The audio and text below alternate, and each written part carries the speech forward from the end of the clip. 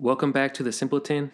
I'm a big Joe Rogan fan if you didn't already know, and today I want to bring you a clip from his latest podcast with the knees over toes guy. Hope you enjoy. That I was going to be a loser because I couldn't concentrate in school. I didn't care. I could not pay attention.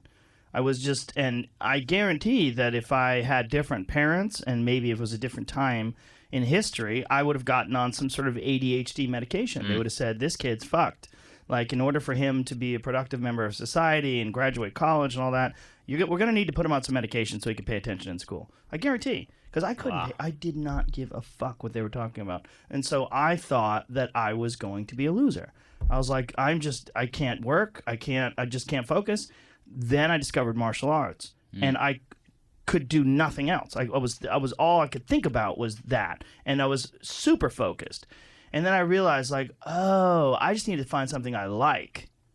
And it just is like a bell went off. And then there's an expression that I learned when I was doing Taekwondo when I was young, is that martial arts are a vehicle for developing your human potential. And that is an amazing statement.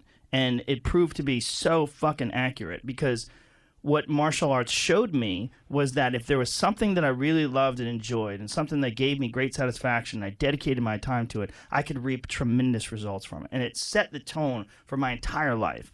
Like all of my work ethic, all the things that I've done since then, I mean, all of it I owe to martial arts. And I didn't have the ability to focus. It's just that I am fiercely opposed to focusing on something I don't give a shit about. But when it's something I do give a shit about, I am fucking all in, and I become obsessed. I was like, so what I thought was just a terrible personality flaw that I have, and a discipline, a complete lack of discipline that I had, was actually not the case. I just am completely opposed to being forced to do something that's uninteresting. And that is the majority of this country. The majority of this country is stuck in a situation where they have to do something they're not really interested in. And so what do? They find enjoyment out of the social aspect of work, working with people that they like. So that's good. So they're doing something they don't like, but at least they like the guys at work and they like the people that they interact with. So that's where they get their enjoyment from. And then when they get home, then they find some other stuff to do. Clips like these are the reason why Joe Rogan has such a big fan base. He's somebody that his audience can really connect to and they can relate to as well. Unlike a lot of public figures right now, I think one of the big characteristics from Joe that really stands out is his relatability. Especially with all the nonsense and censorship going on right now, I think Joe Rogan has a really important voice and we need to continue to support him.